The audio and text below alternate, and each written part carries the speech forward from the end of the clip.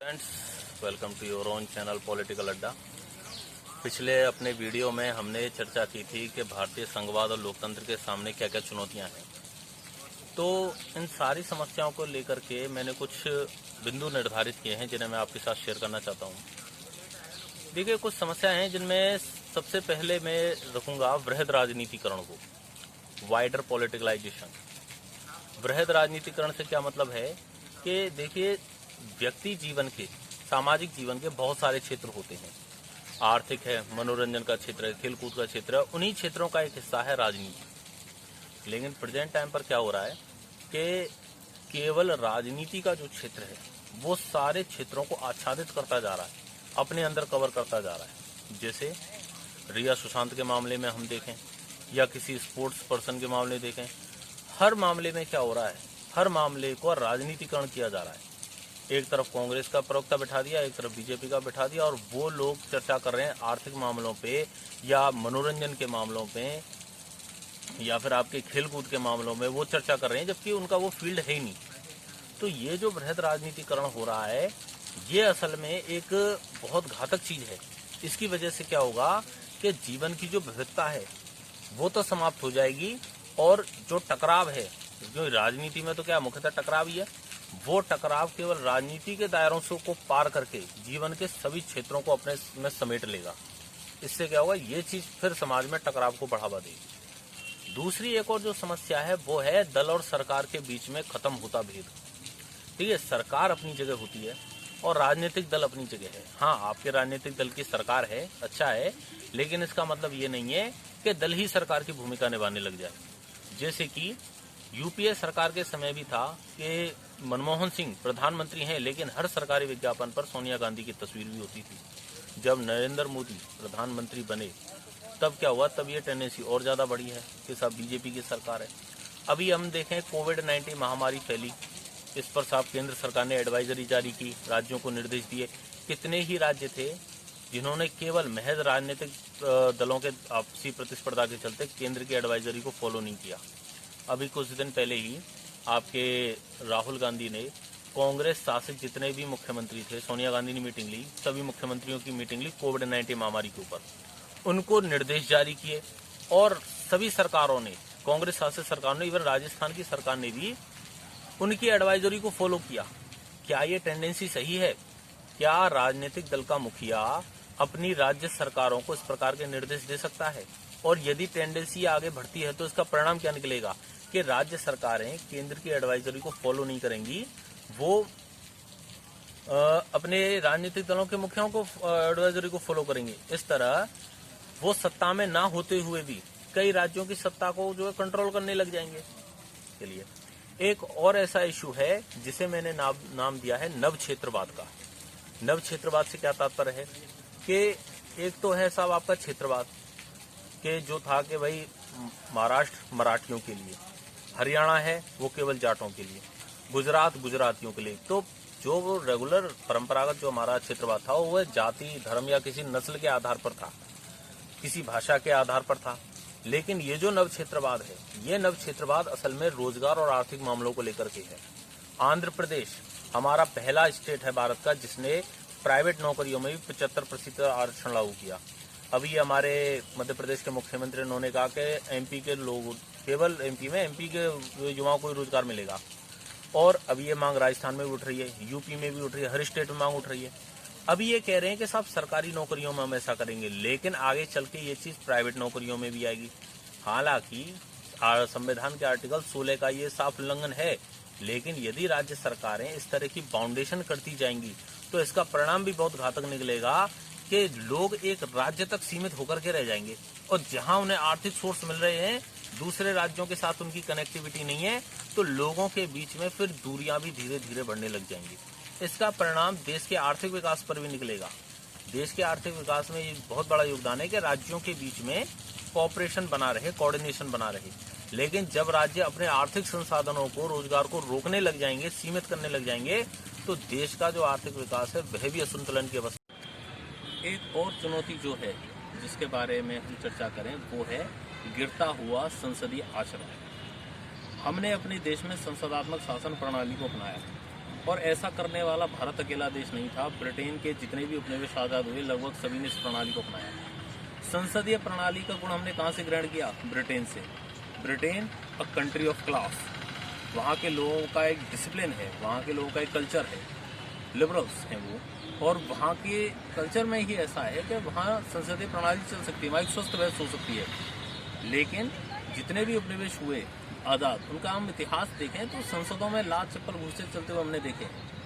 भारत के लोकतंत्र के साथ ऐसा नहीं रहा। ये बहुत अच्छी बात रही कि यहाँ विपक्ष का भी सम्मान किया जाता रहा और भारत की संसद में बड़ी रचनात्मक बहस भी हुई है। लेकिन पिछले कुछ समय से देखने में आया है कि ये जो संसदीय आचरण है ये भंग होता जा रहा, बड़ी तेजी से भंग हो रहा। और इसकी शुरुआत की थी आम आदमी पार्टी ने। अभी जब वो अपने पिछले कार्यकाल में 70 में से 67 सीटें जीत करके आए थे तो उसमें देखा गया था कि भाजपा के 3 विधायक थे, और कई दफा ऐसा हुआ कि जब वो लोग कुछ बोलते थे तो बतौर मार्शल उनको हाथ पैर उठवा करके बाहर फेंकवा दिया जाता था। जो स्पीकर हैं, जिनकी भूमिका होनी चाहिए एक निष्पक्ष व्यक्ति की तरह, वो बंदा खुद ही उनको टारगेट कर रहा है। अभी आप राजस्थान में देखिए, सीपी जोशी का, जो हमारे स्पीकर महोदय, उनका एक वीडियो जारी हुआ जिसमें वो अशोक गहलोत के बेटे के साथ बैठ करके चर्चा कर रहे हैं कि किस तरह आपके पिताजी ने सरकार को गिरने से बचा लिया। अब आप उम्मीद कर सकते हैं कि ऐसा व्यक्ति पद पर बैठ करके कोई निष्पक्ष फैसला करता होगा। चलिए इनकी भी बात छोड़े। अभी पिछली जो अभी विधानसभा का सत्र हुआ है, कोरोना का विशेष सत्र, इसमें एक बड़ा ही अपमानजनक वाकया हुआ संसदीय लोकतंत्र के लिए, जहां प्रताप सिंह खाचरियावास ने राजेंद्र राठौड़ के सामने अपनी बाजुएं इस तरह पीटते उन्हें ललकारा। आप जानते हैं कितनी बड़ी बात है। वहां जो भी व्यक्ति बैठा हुआ है, चाहे सत्ता पक्ष का है चाहे विपक्ष का है, वह अपनी मर्जी से नहीं बैठा है। वह राजस्थान के इतने बड़े क्षेत्रफल में इतनी बड़ी जनसंख्या के एक क्षेत्र का प्रतिनिधित्व करता है। वह स्वयं नहीं है, जबकि उसके रूप में उस विधानसभा क्षेत्र की जनता वहां बैठी हुई है। और आप जिसे ऐसे अपनी बाजुएं पीट करके दिखा रहे हैं, तो आप उस व्यक्ति को नहीं दिखा रहे, आप बाजुएं दिखा रहे हैं वहां की जनता को। इसके अलावा बहुत सी ऐसी बातें हैं यहाँ पर भी, केंद्र में भी, जिसके कारण क्या हो रहा है कि संसदीय जो आचरण है, मर्यादा है, अब वो तार तार होती जा रही है। लोग अब क्या है कि अब स्ट्रेट जो फाइट कह सकते हैं, अब स्ट्रेट फाइट की स्थिति में उतरने लग गए हैं। एक और चीज है जिस पर मैं आपका ध्यान आकर्षित करना चाहूंगा, वो है बढ़ता केंद्रीकरण। केंद्र सरकार की तरफ से ऐसे प्रयास किए जा रहे हैं जहां पर जो शक्तियों का विकेंद्रीकरण था, अब उस सबको समेट करके लाया जा रहा है। जैसे कि जीएसटी आया, जीएसटी ने राज्यों को एक तरह से केंद्र के ऊपर निर्भर बना दिया आर्थिक क्षेत्र में। दूसरा एक और आया पैटर्न कि जिसमें उन्होंने अभी एक कॉमन पात्रता परीक्षा प्रणाली लागू की है, एनटीई, जिसमें कह रहे हैं कि साहब अलग अलग वैरायटी के लिए, अलग अलग भर्तियों के लिए अलग अलग टेस्ट देने की जरूरत नहीं है, एक कॉमन टेस्ट लगेगा, उसी के बेस पर भर्ती हो जाएगी। तो इसका मतलब क्या है कि अलग अलग विभागों के पास जो स्वायत्तता थी, जो शक्ति थी, वो शक्ति उनसे छीन करके अब एक ही बॉडी में समेट दी गई। अभी नई शिक्षा नीति आई, उसमें कह रहे हैं कि जितने भी ऑल इंडिया की यूनिवर्सिटी हैं, उन सब यूनिवर्सिटियों में एडमिशन के लिए एक ही टेस्ट होगा। तो जितना ज्यादा शक्तियों का केंद्रीकरण हो रहा है, राजनीति विज्ञान इस बात को कहता है कि शक्तियों का अत्यधिक केंद्रीकरण हमेशा ही आपके तानाशाही को, एक तरह से भ्रष्टाचार को, भाई भतीजावाद को बढ़ावा देता है। तो जितना ये लोग केंद्रीकरण करते जा रहे हैं, चीजों को समेटते जा रहे हैं, जितना ज्यादा अब चीजों को समेटेंगे उससे उतनी ही ज्यादा गड़बड़ होने की आशंका है। एक और चीज है जिस पर हम ध्यान दें, तो वो मुद्दा है मीडिया का। इलेक्ट्रॉनिक मीडिया कहिए इसको, प्रिंट मीडिया कीजिए। मीडिया का रोल समाज के विकास के लिए और भारत जैसे विकासशील देशों में उनके राजनीतिक विकास के लिए, लोगों के राजनीतिक ज्ञान में वृद्धि के लिए बहुत जरूरी होता है। लेकिन मीडिया हाउसेज क्या वाकई में निष्पक्ष हैं? नहीं, मीडिया हाउसेज वाकई में निष्पक्ष नहीं है। जैसे कि मैं ज़्यादा उदाहरण नहीं दूँ, 2019 के जब लोकसभा चुनाव का परिणाम आया तो मैं आज तक न्यूज़ चैनल देख रहा था, उस पर थे पुण्य प्रसून वाजपेयी। पुण्य प्रसून वाजपेयी साहब क्या कह रहे हैं कि बीजेपी सरकार को वोट तो परसेंट तो कम मिले हैं, लेकिन इनको सीटें बहुत ज़्यादा मिली हैं और पता नहीं ये क्या हुआ है, कैसे हुआ है। तो एक तरह से वो इशारा देना चाहते हैं कि चुनावों में कुछ ना कुछ धांधलेबाजी हुई है, ऐसा उनका सिम्टम था। लेकिन हम देखें तो बीए फर्स्ट ईयर के चैप्टर आता है राजनीतिक ज्ञान मूल आधार, उस पेपर में, कि जहाँ पर निर्वाचन प्रणालियों के बारे में बताया गया। भारत में प्रणाली है फर्स्ट पास्ट द पोस्ट प्रणाली। जिसको आप अध्ययन करें तो आप पाएंगे कि कई बार कम परसेंट वोट मिलने पर भी अधिक सीटें प्राप्त हो जाती हैं और ज़्यादा परसेंटाइल वोट मिलने पे भी सीटें प्राप्त नहीं होती। तो बीए फर्स्ट ईयर में ये एक बेसिक बात है, लेकिन इसके बारे में सामान्य जनता को नहीं पता है, तो मीडिया हाउसेज इसी बात का बहुत लाभ उठाते हैं।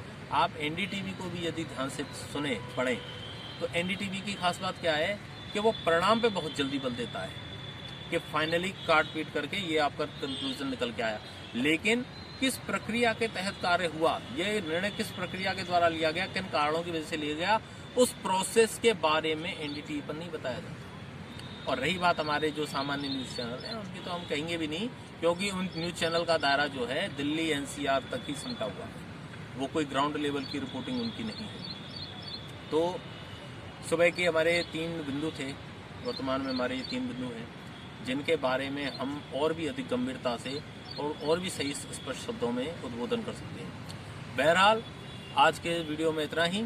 यदि आपके मन में भी कुछ ऐसे विचार हैं जिन्हें आप ऐसे देखते हैं कि ये भारत के लोकतंत्र और भारत के संघवाद के सामने वर्तमान के समय की चुनौतियां हैं, तो आप प्लीज़ इस चैनल पर शेयर कर सकते हैं अपने व्यू। धन्यवाद।